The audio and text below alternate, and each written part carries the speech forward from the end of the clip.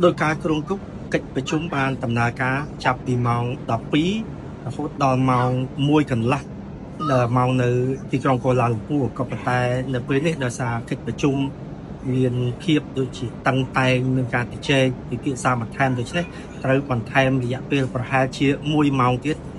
នៅក្នុងពេលដែលកិច្ចពិភាក្សាកំពុងតែដំណើរការបានប្រហែលជាជិត1 ម៉ោងអ្នកនាំពាក្យក្រសួងការបរទេសរបស់ថៃនឹងក៏បានចេញមកខាងក្រៅដើម្បីរាយការណ៍ជាបឋមផ្ដល់ព័ត៌មានដល់អ្នកសារព័ត៌មានរបស់ថៃ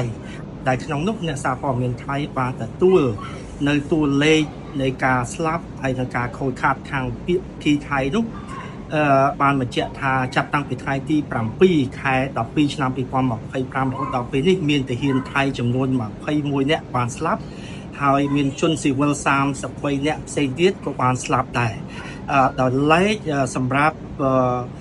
កាលពីប៉ះទង្គិចលើកដំបូងកាលពីខែ 7 ខែកក្កដានោះមានទាហានថៃចំនួន15 នាក់បានស្លាប់បាត់បង់ជីវិតហើយសម្រាប់លើកទី 2 នេះប្រជាពលរដ្ឋថៃដែលប៉ះពាល់ដោយសារការប៉ះទង្គិចអាវុធនេះ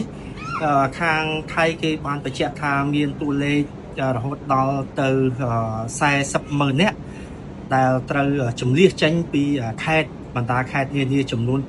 ក្នុងទឹកដីថៃនោះ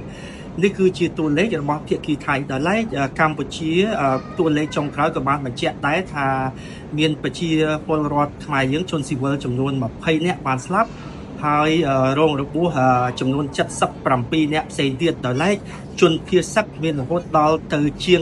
50,000 នាក់មានន័យថាជាងកន្លះលាននាក់នេះគឺជាតួលេខចុងក្រោយ